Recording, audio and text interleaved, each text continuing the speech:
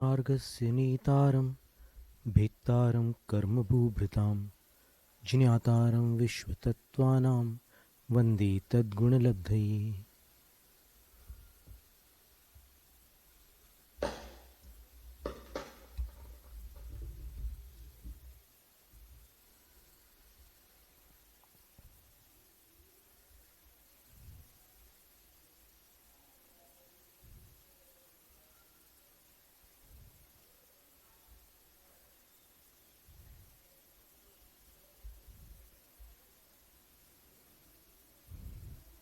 7वां दिन 7वां अध्याय।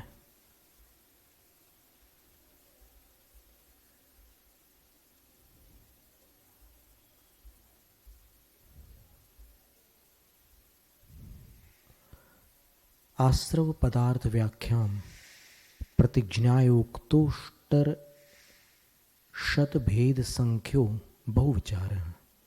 आश्रव पदार्थ की व्याख्या की प्रतिज्ञा करके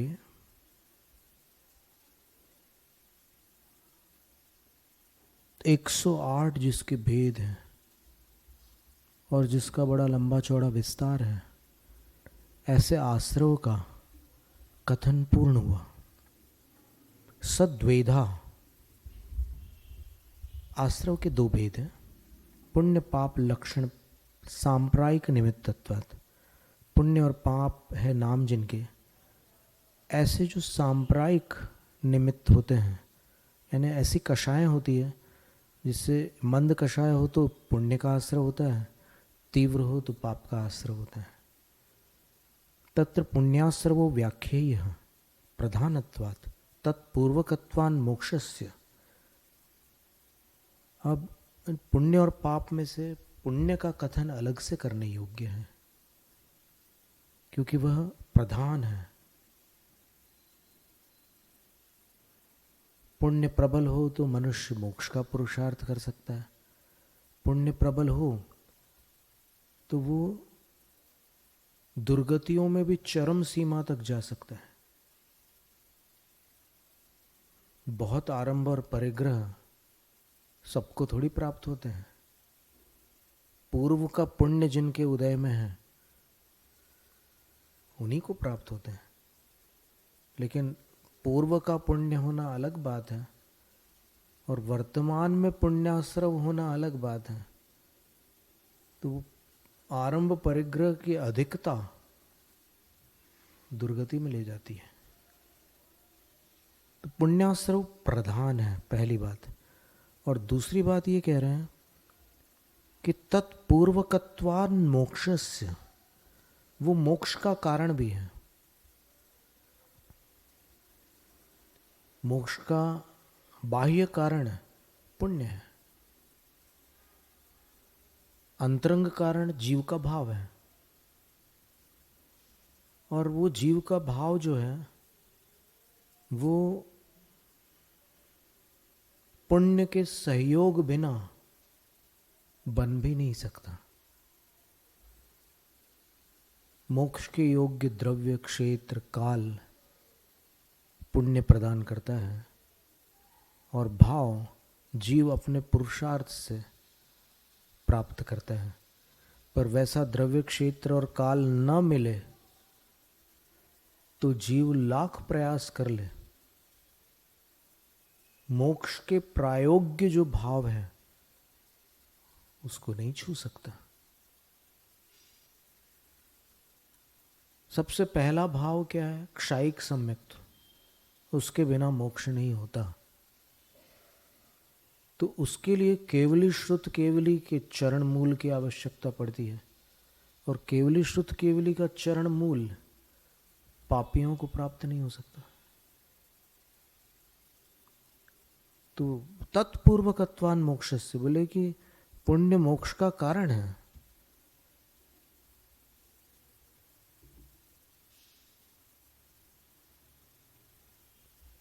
भाव संग्रह में आचार्य देवसेन स्वामी ने एक गाथा लिखी है।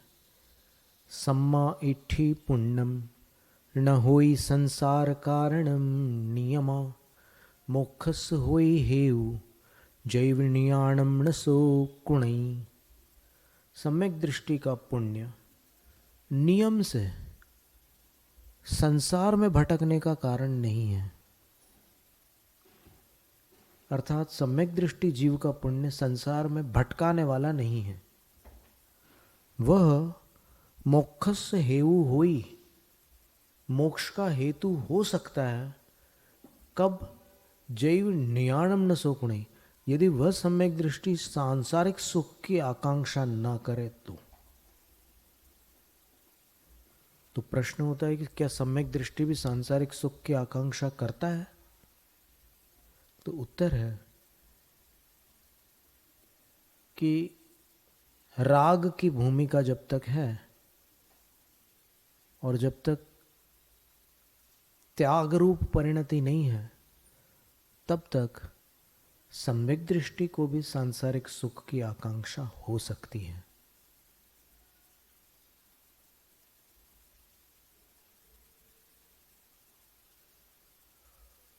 तो फिर निष्कांक्षित अंग का क्या होगा? सम्यक दृष्टि के 8 अंग होते हैं ना सम्यक दर्शन के, तो उसका क्या होगा अगर सम्यक दृष्टि आकांक्षा करेगा तो सांसारिक सुखों की? समाधान ये है कि वो 8 अंग सम्यक दृष्टि के 8 अंग नहीं है, वो सम्यक दर्शन के 8 अंग है। तो सम्यक दर्शन में तो सांसारिक सुख की आकांक्षा नहीं है, लेकिन सम्यक दृष्टि में सांसारिक सुख की आकांक्षा है चारित्र मोह के उदय से। अब इसको एक उदाहरण के द्वारा समझ सकते हैं कि कोई आर्थिक रूप से असंपन्न सम्यक दृष्टि है,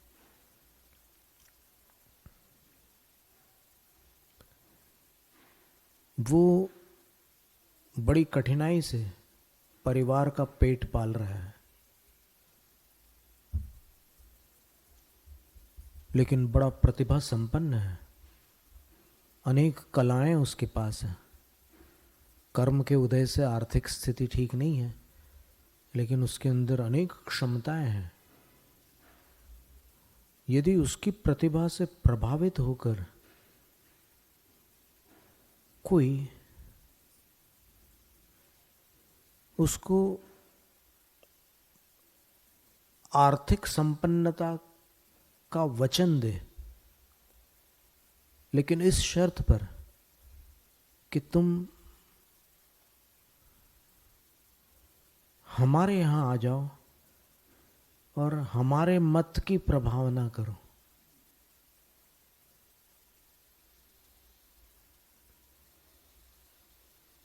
कल्पनातीत प्रलोभन देने पर भी वो जिन मत को त्याग कर वहां नहीं जा सकता। और यदि वो वेतन लेकर के घर लौट रहा हो और उसमें से कुछ नीचे गिर जाए और कोई उसको हड़पना चाहे तो उसके साथ हाथापाई कर सकता है और न्यायालय तक जा सकता है। तो समझ में आई बात? इस सम्यक दर्शन में आकांक्षा का न होना क्या है और सम्यक दृष्टि में आकांक्षा का होना क्या है। और इसकी पुष्टि 9वें अध्याय के एक सूत्र से भी होती है। हिंसा नृतस्तेय, ये रौद्र ध्यान वाला सूत्र है, लेकिन सांसारिक सुखों की कामना रौद्र ध्यान नहीं है, वो आर्त ध्यान है। तो आर्त ध्यान के सूत्र में अपन जाएं तो पता चलता है तदविरत देश विरत प्रमत्त संयता नाम। आर्त ध्यान की भूमिका 6ठे गुणस्थान तक होती है। अविरत 4 गुणस्थानों में होती है, देश विरत में भी होती है 5म में, और प्रमत्त संयत में भी होती है। पर पूज्यपाद आचार्य महाराज लिखते हैं कि प्रमत्त संयत में निदान वर्जम आर्तत्रयम प्रमत्त संहिता नाम भवति। निदान आर्त ध्यान को छोड़कर शेष 3 आर्त ध्यान प्रमत्त संयत को हो सकते हैं।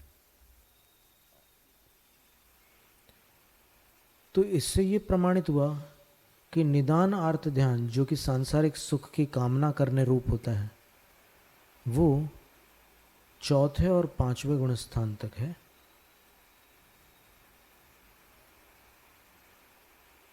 उन्होंने ऐसा नहीं कहा कि निदान ध्यान चौथे 5वें में नहीं होता, उन्होंने कहा छठे में नहीं होता। तो इससे क्या सिद्ध हुआ कि सांसारिक सुख की कामना करने रूप जो दुर्ध्यान है, आर्त ध्यान, उसकी भूमिका चतुर्थ और 5म गुण स्थान तक है।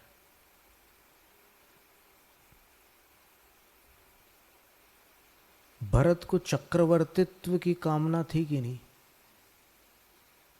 चक्रवर्तित्व सांसारिक सुख है कि नहीं? और उस चक्रवर्तित्व में जो अवरोध था, वो भले ही अपना ही भाई था, पर उस अवरोध का प्रतिकार करने के लिए भरत ने प्राणघातक चक्र बाहुबली पर चलाया था कि नहीं? तो इस तरह अपन जब सिद्धांत से विचार करते हैं, शांतिपूर्वक करते हैं, आग्रह मुक्त होकर के करते हैं, तो ऐसी बातें सामने आती है। और अगर एक धारा में चलते हैं, किसी ने कुछ सुना दिया, नहीं सम्यक दृष्टि सांसारिक सुखों को नहीं चाहता, तो फिर उसी को पकड़ कर बैठे रहो। फिर ये जो सिद्धांत की बातें हैं, इनका क्या होगा? 5म गुण स्थान में 4 आर्त ध्यान घटित करके बता दो। अगर सांसारिक सुख की कामना नहीं करता, निष्कांक्षित अंग का पालन करता है, तो बताओ कैसे घटित होगा वो।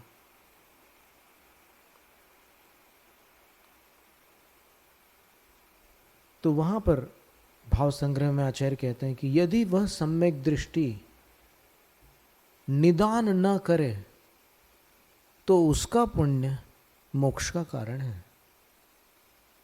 यदि शब्द जहां है वहां पर एक शर्त आ गई है, निदान करे तो उसका पुण्य मोक्ष का कारण नहीं है, न करे तो पुण्य मोक्ष का कारण है।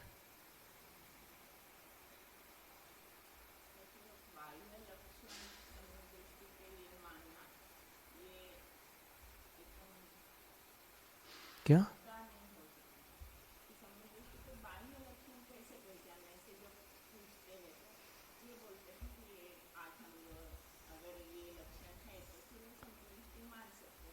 हाँ तो ठीक है ना, तो उसके सम्यक दर्शन के 8 अंग है ना, तो उसके सम्यक दर्शन को देखने के लिए आप 8 अंग देख लो, प्रलोभन दे करके देख लो उसको।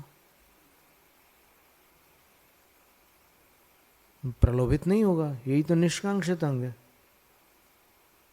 100 रुपये के लिए लड़ेगा और करोड़ों अरबों के लिए अविचल रहेगा। सम्यक दर्शन और सम्यक दृष्टि को समझना भारी काम है। अभी कार्तिकेय अनुप्रेक्षा की स्वाध्याय में 9 गाथाएं आने वाली है कि सम्यक दृष्टि का श्रद्धान कैसा होता है, वास्तव में समझने योग्य हो। बिल्कुल सही है। अब जब केवली श्रुत केवली कभी मिलेंगे तो और पता चलेगा कि अपन कहाँ कहाँ चूक रहे थे वहाँ पंचम काल में। अपन क्या समझ रहे थे जैन धर्म को, और जैन धर्म क्या निकला। बस वो तो श्रद्धा थी, इसलिए सम्यक दर्शन था जिनके पास है, और बाकी तो ठीक है। विनय बहुत काम कर जाती है। भगवान की वाणी के प्रति अगर विनय होना, तो जितना मिल रहा है अभी संशोधन वहाँ कर लेंगे। प्रूफ रीडिंग ही तो करना है ना, तो प्रूफ रीडिंग वहाँ हो जाएगी केवली श्रुत केवलियों के पास, पर वहाँ पहुँचने का रास्ता तो निकले। तो अभी जो श्रद्धा है उसको अगर दृढ़ बनाए तो फिर वहाँ जाने का रास्ता खुलता है, अन्यथा फिर बहुत दुष्कर है, इतना सुलभ नहीं है। जो ये सोच रहे हैं कि हम देव पर्याय में जाकर के तुरंत विदेह क्षेत्र जाकर तीर्थंकरों से मिल लेंगे, अभी देव पर्याय के वैभव को देखकर लगेगा कि अभी बाद में चले जाएंगे विदेह क्षेत्र, पहले तो यहाँ पर थोड़ा सा नाश्ता पानी कर ले।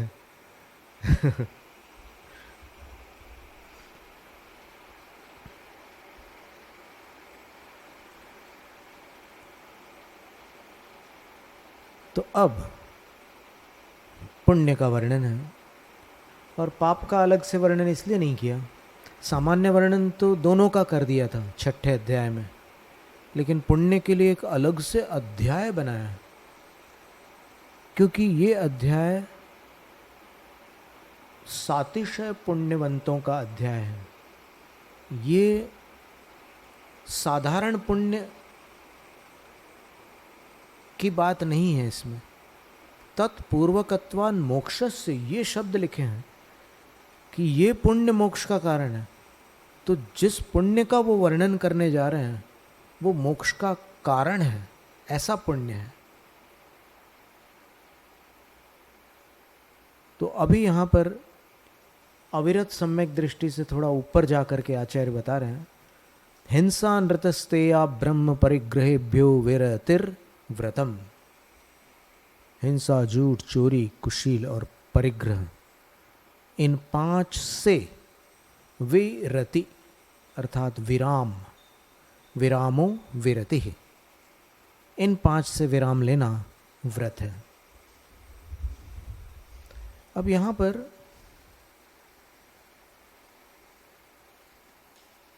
दो घटनाएं होती है इस प्रक्रिया में।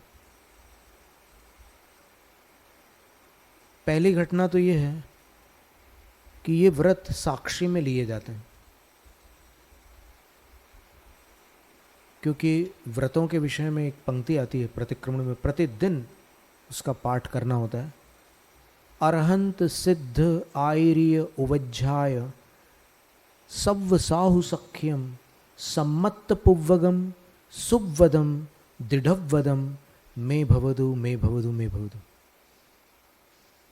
इन 5 परमेष्ठियों की साक्षी पूर्वक और सम्यक्त पूर्वक ये सुव्रत, जो जिनेन्द्र प्रणीत व्रत है वो सुव्रत है। ये सुव्रत में दृढ़वदम भवदु भवदु भवदु, मेरे दृढ़ व्रत हो जाए। 3 बार बोल रहे, मैं भवदु मैं भवदु मैं भवदु, मेरे दृढ़ व्रत हो जाए, मेरे दृढ़ व्रत हो जाए। और समारोहियम में भवदु, मुझ पर समारोहित हो जाए, अर्थात मेरे ऊपर ये व्रत समारोहित हो जाए।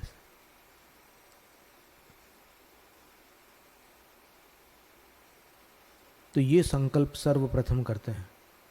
इस संकल्प के उपरांत फिर अंदर में कोई घटना होती है।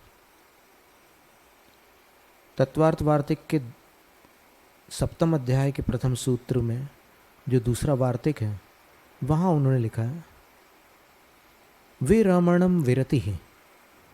विरमण, रमण का अर्थ था प्रीति करना, और विरमण का अर्थ होता है विराम ले लेना, प्रीति को छोड़ देना। विरति, उसको विरति कहते हैं। कैसे होती है वो? आपने पंच परमेष्ठियों की साक्षी में और मुनि व्रत के विषय में तो बताया है कि देवताओं की भी साक्षी आवश्यक है। तो वहाँ 6 साक्षी है, अपसख्यम, परसख्यम, अरहंत सख्यम, सिद्ध सख्यम, साहु सख्यम, देवद सख्यम।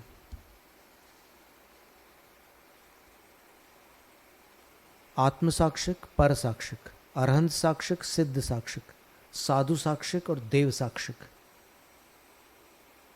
वो महाव्रत होते हैं। इसीलिए तीर्थंकर जब दीक्षा लेते हैं तब मनुष्यों को वो दीक्षा देखने नहीं मिलती। दीक्षा कल्याणक में जो कुछ पहले करना है वो सब कर लिया, सब ने मिलकर कर लिया। देवों ने भी जो करना था किया, मनुष्यों ने भी जो किया था, दीक्षाभिषेक वगैरह में बड़ा कार्यक्रम होता है, वो सब हो गया। लेकिन अब वहाँ जाते हैं जब दीक्षा वन में, तब इंद्राणी रत्नों के चूर्ण से दीक्षा शिला पर एक स्वस्तिक बनाती है। और जैसे ही तीर्थंकर पालकी से उतरकर उस दीक्षा शिला के निकट जाते हैं तो चारों ओर से देव लोग अवनिका लगा देते हैं। अवनिका का अर्थ होता है, जैसे पंडाल होता है उसको उत्तरापथ में एमपी साइड में कनात बोलते हैं, टेंट जैसा एक ऐसे आवरण लगा देते हैं। ऊपर से खुला रहता है क्योंकि वो वृक्ष के नीचे है वो शिला, तो वृक्ष के ऊपर कुछ नहीं कर रहे हैं वो, लेकिन यहाँ से तिर्यक दिशाओं में वो अवनिका लगा देते हैं। और फिर तीर्थंकर भगवान त्रिसाक्षी का दीक्षा लेते हैं, सिद्ध साक्षिक, आत्म साक्षिक और देव साक्षिक।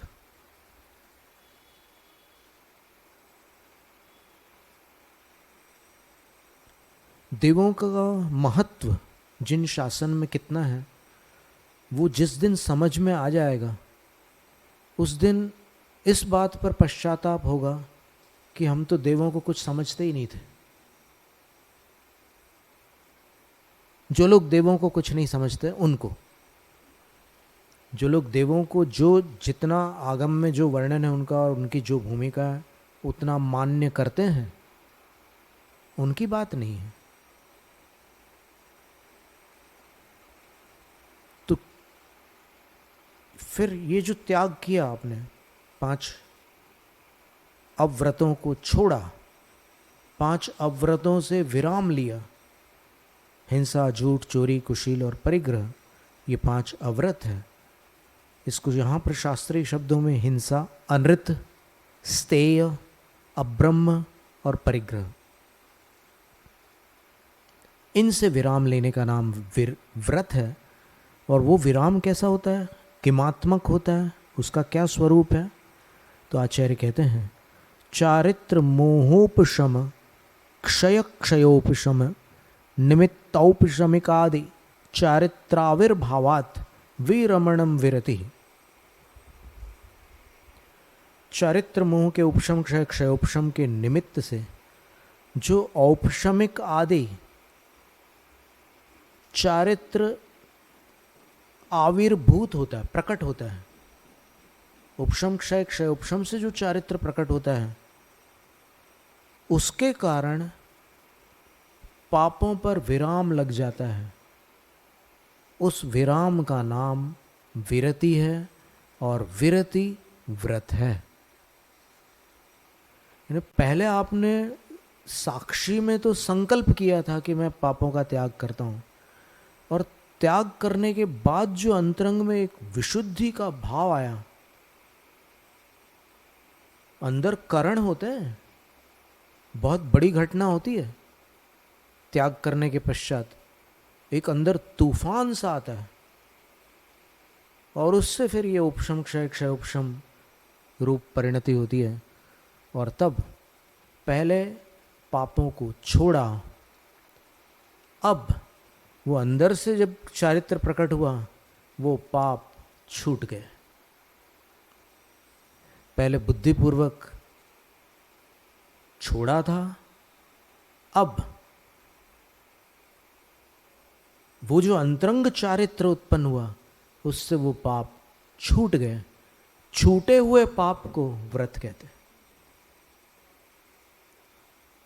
छोड़े हुए पाप द्रव्य व्रत है, छूटे हुए पाप भाव व्रत है। कितनी अद्भुत बात है।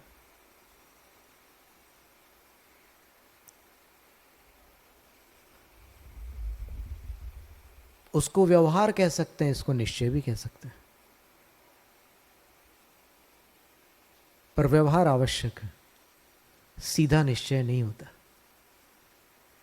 और निश्चय का अर्थ निर्णय नहीं है। हिंदी में बोलते हैं कि मैंने निश्चय कर लिया कि ये काम करके रहूंगा। वो निश्चय निश्चय नए से कोई भिन्न वस्तु है। यहां पर अंदर होने वाली घटना का नाम निश्चय है, बाहर जो हुआ वो व्यवहार था। इस प्रथम सूत्र में ही कितना अद्भुत रहस्य भरा हुआ है। इसको कहते हैं व्रत। फिर एक बात और कह रहे हैं कि ये व्रत तब तक नहीं होगा जब तक आप संकल्प नहीं करेंगे। व्रतम अभिसंधिकृतो नियम, आप अभिप्राय पूर्वक जब नियम अंगीकार करोगे तब वो व्रत कहलाएगा। ऐसे नहीं, अभिप्राय पूर्वक करना होता है।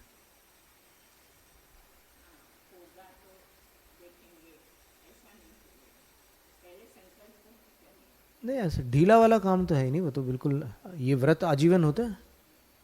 ये अणुव्रत हो या महाव्रत हो, ये यम होते हैं, नियम नहीं होते। पर यहाँ पर नियम शब्द का जो प्रयोग है वो संकल्प के अर्थ में है। अभिप्राय पूर्वक किया हुआ संकल्प व्रत है।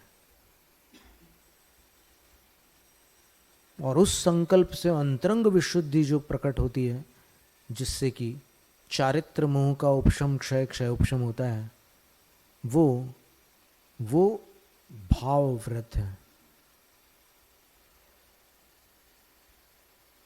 देश सर्वतोणु महती, देशतः सर्वतः। देशतः का अर्थ होता है अपूर्ण रूप से। अगर आपने विराम लिया 5 अव्रतों से तो अणु, वो व्रत अणु व्रत है।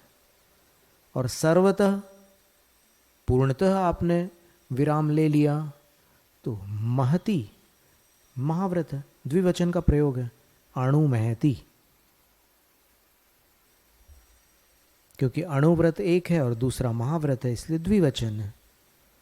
तत्स्थैर्यार्थम भावना पंच पंच।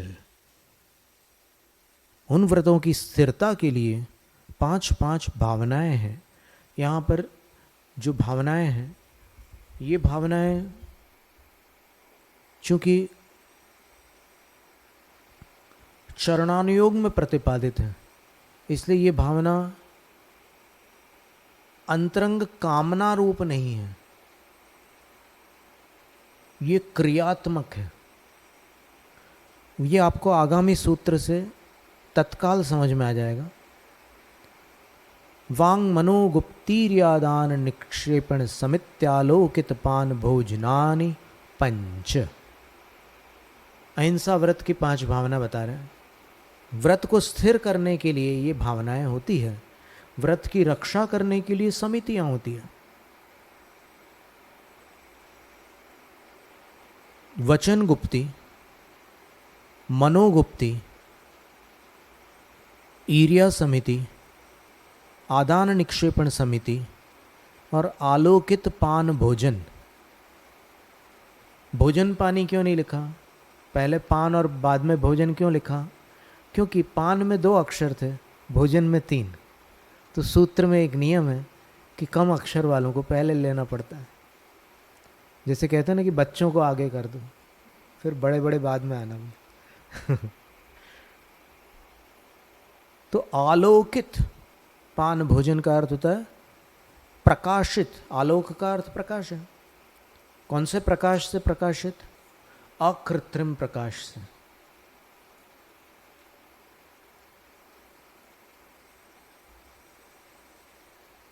अब अगर भावना का अर्थ अपन वो लेते हैं कि मेरी भावना है सुखी रहें सब जीव जगत के, तो अगर वो वाली भावना लेते हैं यहाँ पर, तो फिर ये आचार रूप में नहीं हुआ आलोकित पान भोजन। तो यहाँ पर जो भावना बताई गई है वो क्रियात्मक है। वो वैचारिक नहीं है, वो आचार संबंधी है। तो वचन गुप्ती, मनोगुप्ती, ईर्या समिति, आदान निक्षेपण समिति और अकृत्रिम प्रकाश से प्रकाशित भोजन और पानी का सेवन करना या पेय पदार्थ का सेवन करना, ये 5 अहिंसा व्रत की भावना है। सत्य व्रत की भावना कौन सी है? क्रोध, लोभ बिल्कुल नहीं है। यहाँ तो इसको प्रैक्टिकल करना है, इसको करते रहना है हमेशा, तो इससे अहिंसा व्रत स्थिर होगा।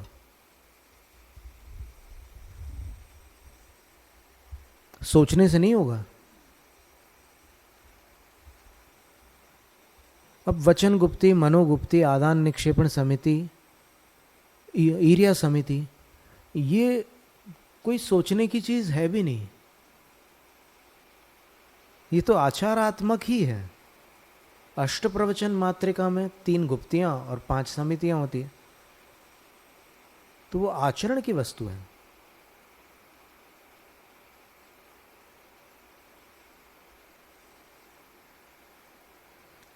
विचार में द्रव्यानुयोग, आचार में चरणानुयोग।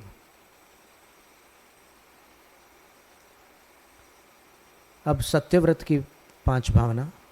क्रोध, लोभ, भीरुत्व, हास्य प्रत्याख्यानान्यनुवीचि भाषणंच 5।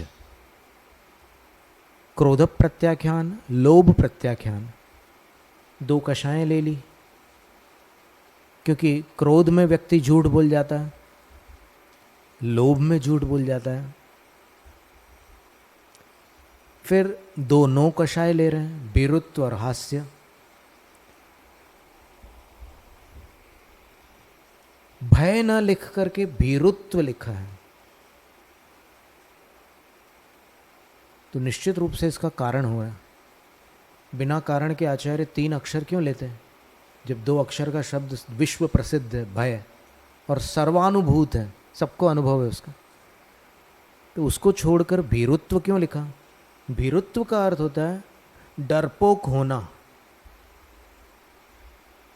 डर होना नहीं, डरपोक होना। तो डरपोक होने का त्याग करना है आपको, साहसी बनना है, नहीं तो झूठ बोल जाओगे। और हास्य, अब इनमें से राग की श्रेणी में 1 कषाय और 1 नो कषाय आएगी, और द्वेष की श्रेणी में 1 कषाय और 1 नो कषाय आएगी। तो सबसे पहले अपन देखो तो सूत्र में जो क्रम है उसमें पहले द्वेष को लिया है। क्रोध द्वेष है, भीरुत्व द्वेष है, फिर लोभ राग है, हास्य राग है। तो 2 कषाय और 2 नो कषायों को छोड़ने से सत्यव्रत की स्थिरता आती है, सत्यव्रत में स्थिरता आती है। तो इससे यह स्पष्ट हुआ कि राग द्वेष से जो असत्य का दोष लगता था उसका निवारण इन 4 भावनाओं से हो रहा है। पर असत्य के कारण केवल राग द्वेष नहीं है, असत्य मात्र राग और द्वेष के कारण ही बोला जाता है, ऐसा एकांत नहीं है। और ऐसा एकांत न होने के कारण 5वीं भावना आचार्य दे रहे हैं, अनुवीची भाषण। सूक्ष्म, दूरवर्ती और अंतरित, जिसको बहुत काल हो चुका है। सूक्ष्म, दूरवर्ती और अंतरित जो विषय है आगम का, वहां पर अपनी कल्पना नहीं लगाना। जो जिनेंद्र भगवान ने कहा है उसको यथावत बोलना। अनुवीची, वीचिम अनुसृत्य इति अनुवीची। वीची का अर्थ होता है तरंग, लहर। कल्लोल। कौन सी तरंग का अनुसरण करके बोलना है? आगम, क्योंकि वो धारा के समान प्रवाहित होकर के आ रही है। तो आगम धारा का उल्लंघन न करके बोलने का नाम अनुवीची भाषण है।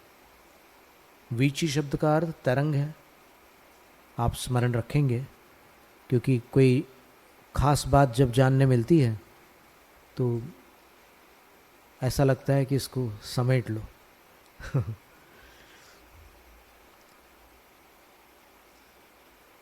अचौर्य व्रत की 5 भावनाएं: शून्यागार, विमोचितावास, परोपरोधाकरण, वैक्ष्य शुद्धि, सधर्मा विसंवादाः पंच।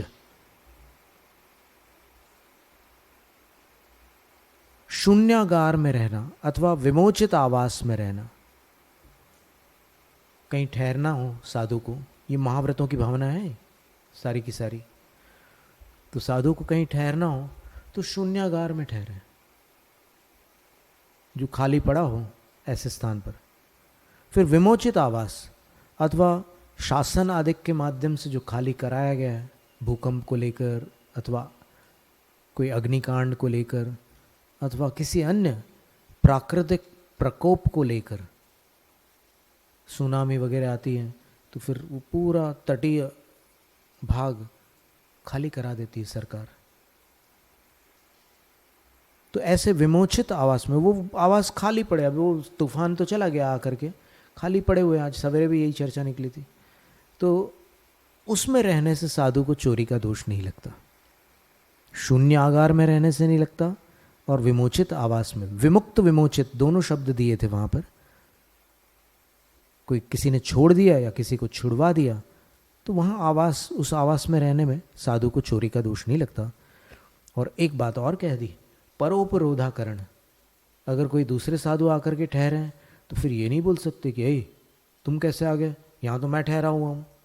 दूसरों को उपरोध अकरण नहीं करना, परोपरोधाकरण, दूसरों को रुकावट नहीं डालना। अगर वो आकर के ठहर रहे हैं तो ठहरने दो।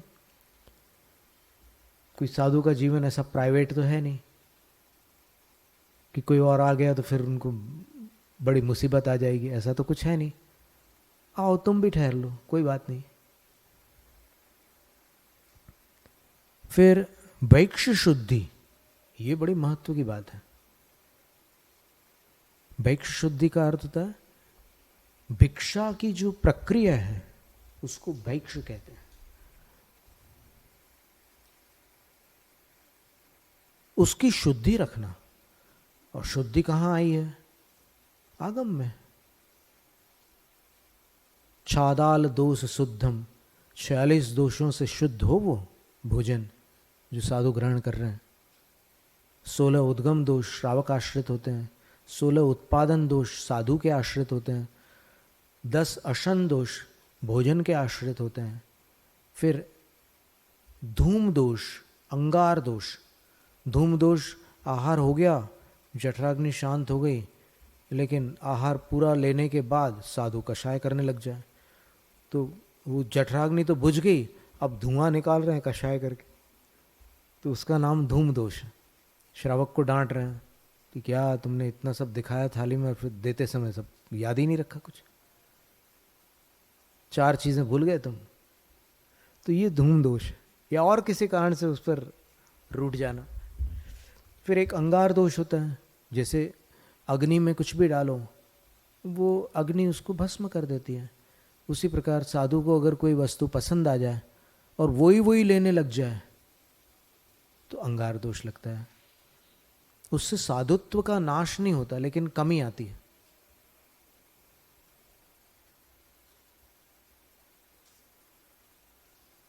अब अगर विषयासक्ति पूर्वक ले तो बात अलग है, पर उनको एक सामान्य प्रमाद से अधिक ले रहे हैं वो। देखो 15 प्रमाद में 5 इंद्रियां भी हैं, उसमें अगर रसना इंद्रिय विषय वो प्रमाद करेंगे तो फिर कोई चीज़ ज़्यादा ले लेंगे, तो उसमें उनको अंगार नाम का दोष लगता है। फिर अप्रमाण नाम का एक दोष होता है कि जो आगम में प्रमाण बताया है कि भोजन इतनी मात्रा में लेना है आपको, आधा पेट ठोस वस्तुओं से भर लीजिए, फिर 1/4 जो है वो तरल पदार्थ से भर लीजिए और 1/4 खाली छोड़ दीजिए। तो इसका उल्लंघन करने पर प्रमाण दोष लगता है। फिर संयोजना नाम का एक दोष है। संयोजना में क्या है कि किसी ने भात दिए लेकिन एकदम ठंडे ठंडे थे, तो फिर गरम दाल डलवा दी उसमें। तो ठंडे और गरम का जो संयोजन किया जाता है तब वो संयोजना नाम का दोष होता है। तो इन 46 दोषों से रहित शुद्ध भोजन को ग्रहण करना। और ये भैक्ष शब्द जो दिया है ना, वो भिक्षुक बन करके, साधु दीक्षा से ही भिक्षुक बन जाते हैं। उनका जो प्रथम आहार होता है वो भिक्षाचर्या पूर्वक ही होता है। तो भिक्षाचर्या में ये नियम है कि वो विधि पूर्वक ही आहार ले सकते हैं, और विधि नवोपचार विधि होती है। और अगर इसका उल्लंघन करते हैं तो दो बातें आती है। एक तो उनकी आसक्ति प्रकट होती है भोजन के प्रति, इसलिए वो नियमों का उल्लंघन करके भोजन चाहते हैं, क्योंकि उनको भोजन में आसक्ति है। और दूसरी बात, वो भोजन साधु की भूमिका में भिक्षुक के लिए अनधिकृत है, जो विधि पूर्वक न लिया जाए। और अनधिकृत वस्तु पर स्वामित्व का नाम चोरी है। भैक्ष शुद्धि का चोरी से क्या संबंध है? सोचने की बात है ना। तो आपने आगम के आदेश के अनुसार अगर भोजन नहीं लिया, तो जो भोजन आपने लिया वो आपके लिए अधिकृत नहीं था। आपको उस भोजन को लेने का अधिकार नहीं था। तो अनधिकृत भोजन लेने के कारण चोरी का दोष। कितनी बारीक बारीक बातें हैं ये बरसों तक स्वाध्याय करने के बाद थोड़ी थोड़ी खुलते चली जाती है।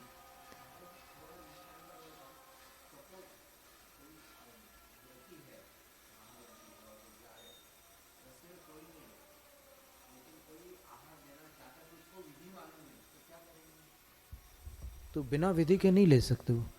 इतना ज़रूर लिखा है एक स्थान पर कि विधि में से अगर आपको पूरी 9 क्रियाएं नहीं पता, 9 पुण्य बताए ना, तो वो पूरी 9 पुण्य की क्रिया आप नहीं करते, तो साधु के लिए निर्देश है कि विशिष्ट द्रव्य क्षेत्र काल भाव की दशा में वो कम से कम 5 क्रियाएं होने पर भोजन ले सकते हैं। जैनेन्द्र सिद्धांत कोश में उसका प्रमाण दिया हुआ है। सधर्मा विसंवादा, अंतिम 5वीं भावना आचार्य व्रत की है कि सधर्मा जनों के साथ विसंवाद नहीं करना, विवाद नहीं करना कि ये मेरा है, ये मेरा तेरा नहीं करना। वहां पर मेरा तेरा करने से हो सकता है कोई वस्तु आपकी न हो, लेकिन आप भ्रमवश उसको अपनी मान करके ले रहे हो तो चोरी का दोष लग जाएगा। तो इस तरह ये 3 महाव्रतों की 5-5 भावनाएं अपन ने पढ़ी। चौथे की 5 भावनाएं अभी आगे आ रही हैं, तो उसके पहले थोड़ा सा विराम लेते हैं।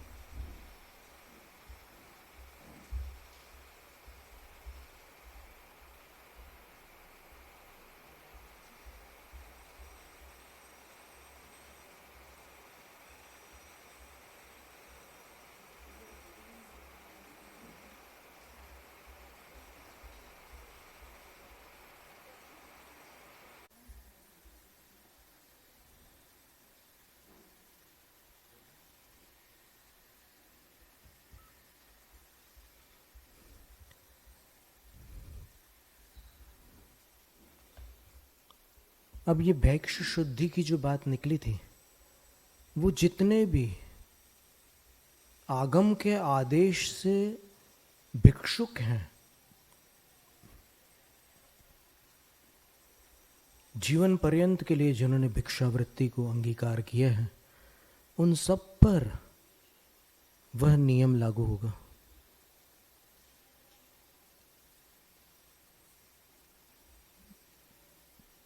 ये 5 भावनाएं महाव्रतियों के लिए है, तो इसमें वैक्षाशना जो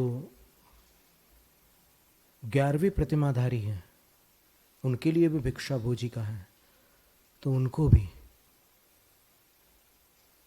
अनधिकृत भोजन लेने पर यही दोष लगेगा। और वो 11वीं प्रतिमा में वानप्रस्थ कहा गया है। वानप्रस्थ का अर्थ होता है जो वान, वने वसंती तेवनशीला वानाः, वनवासी जो साधु होते हैं उनके प्रस्थ, उनके प्रांत में अर्थात उनके समीप में स्थित रहने वाले वानप्रस्थ कहलाते हैं। तो सिर्फ शरीर से उनके निकट स्थित नहीं, किंतु चर्या से भी उनके निकटवर्ती होते हैं। तो 11वीं प्रतिमा में आप चर्या यदि देखें तो अधिकांश चर्या मुनि के समान ही होती है।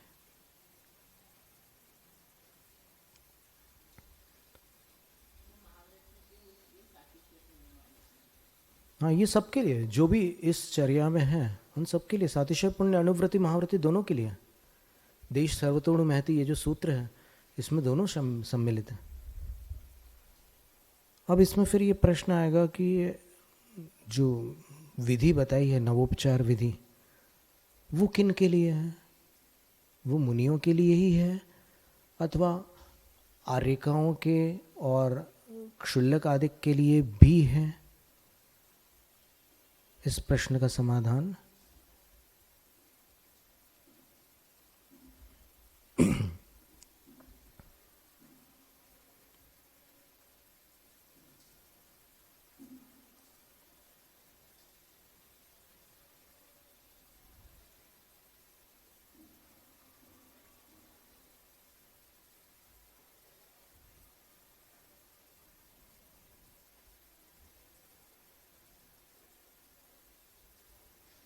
मूलाचार ग्रंथ की 482 क्रमांक गाथा में लिखा है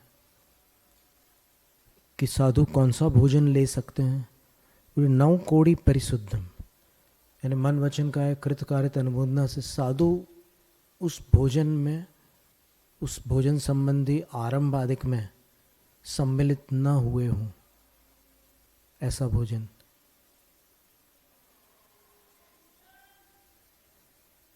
मान लो कोई दातार भोजन देना चाह रहा है और उसको एक आध दिन पहले साधु कह दें कि तुम्हारे हाथ का खाखरा अलग ही लगता है, तो डेफिनेट 1-2 दिन के अंदर जब उनके चौके में साधु का आहार हो जाए संयोग से, तो वहाँ खाखरा तो मिलना ही मिलना है। तो वो 9 कोटि से शुद्ध भोजन नहीं माना जाएगा। फिर असणम बादाल दोष परिहीणम, 42 दोषों से रहित अशन हो। फिर बाकी जो 4 दोष थे, 46 टोटल थे, तो उनको अलग बता रहे हैं। संयोजनाय हीनम, संयोजना दोष से हीन हो। प्रमाण संयम, प्रमाण सहित हो, अप्रमाण दोष से रहित हो। विगत इंगाल विधूमम, अंगार और धूम दोष से भी विगत हो। और विहिसु दिंडम, विधि पूर्वक भली भांति प्रदान किया हुआ भोजन हो। विधि का अर्थ 9 पुण्य। छक कारण संयुदम, 6 कारणों से संयुक्त भोजन हो। भोजन लेने के 6 कारण बताए साधु के लिए, तो उनमें से कोई ना कोई कारण हो तब भोजन ले। और कम विशुद्धम, क्रम से शुद्ध ले, क्रम से जो विशुद्ध है ऐसा भोजन ले।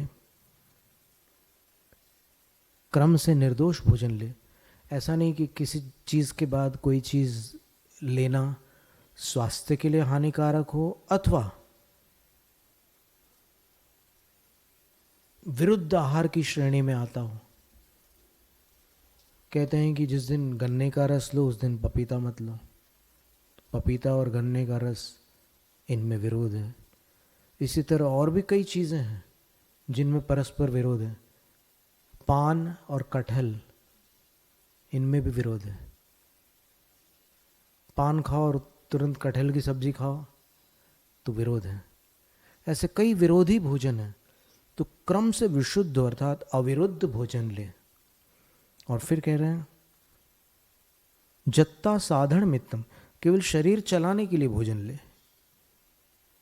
14 मल वज्जिदम भुंजी, और 14 मल दोषों से भी वर्जित भोजन ले। ये 46 दोष अलग थे और ये 14 मल दोष अलग है। इनसे रहित भोजन ले। तो ये जो मूलाचार में आहार का क्रम दिया है, इसी का पालन वानप्रस्थ को करना होगा। क्योंकि वानप्रस्थ भी भिक्षाचर्या से भोजन ले रहे हैं। और फिर जब वानप्रस्थ को इन नियमों का पालन करना होगा तो आर्यिका की चर्या तो मूलाचार की चर्या है। तो मूलाचार की इस 482 क्रमांक गाथा का उल्लंघन आर्यिका कैसे कर सकती है? प्रश्न तो आएगा। तो अब वसुनंदी श्रावकाचार में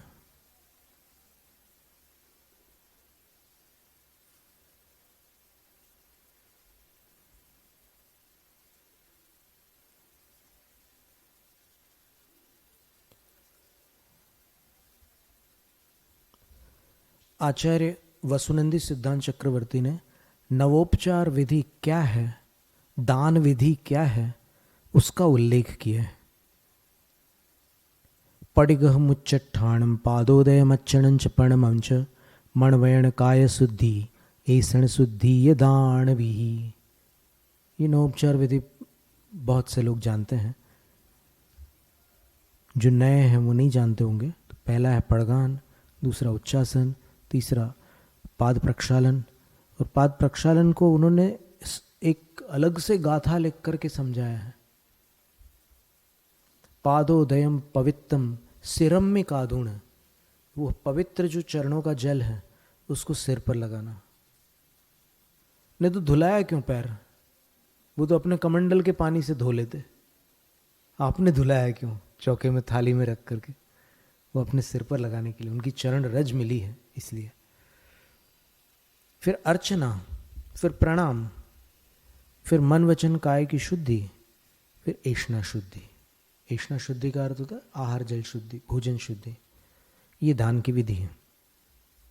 फिर 234वीं गाथा में आचार्य वसुनंदी सिद्धांत चक्रवर्ती लिखते हैं असणम पाणम खाय सायमिद चौव्यो वराहारो पुवुत्तणौ विहाणी हिति विहपत्तस्य दायवो। पूर्वोक्त 9 विधानों के साथ अशन, पान, खाद्य और स्वाद्य, इस प्रकार का चतुर्विध उत्तम आहार त्रिविध पात्र के लिए प्रदान करने योग्य है। त्रिविध पात्र के लिए। त्रिविध का अर्थ क्या है? उत्तम, मध्यम और जघन्य पात्र। लेकिन चूंकि ये वर्णन अतिथि संविभाग व्रत में आ रहा है, इसलिए यदि पात्र अतिथि के रूप में नहीं है तो फिर ये विधि कैसे करेंगे? अतिथि के रूप में जो भी पात्र हैं उनकी ये नवोपचार विधि होगी। और अतिथि में कौन आते हैं? केवल मुनि आते हैं।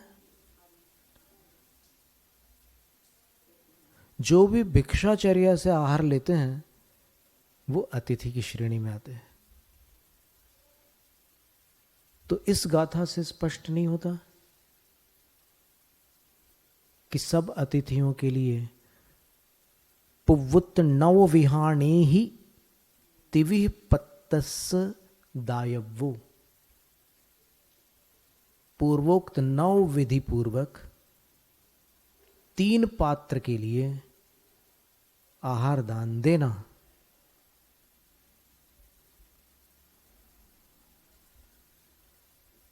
इसी तरह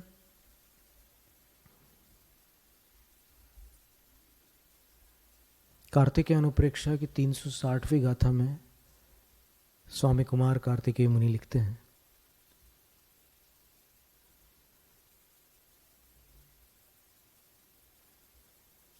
तिविहे पत्तम मिसया सद्धाई गुणे ही संजुदो नाणी, दानम जो दे दिसयम नव दान विही संजुतो। त्रिविध पात्रों में श्रद्धादि 7 गुणों से संयुक्त ज्ञानी अतिथि संविभाग व्रती जो नव दान विही संजुतो स्वयं दानम दे दी, 9 दान विधि पूर्वक जो स्वयं दान देता है,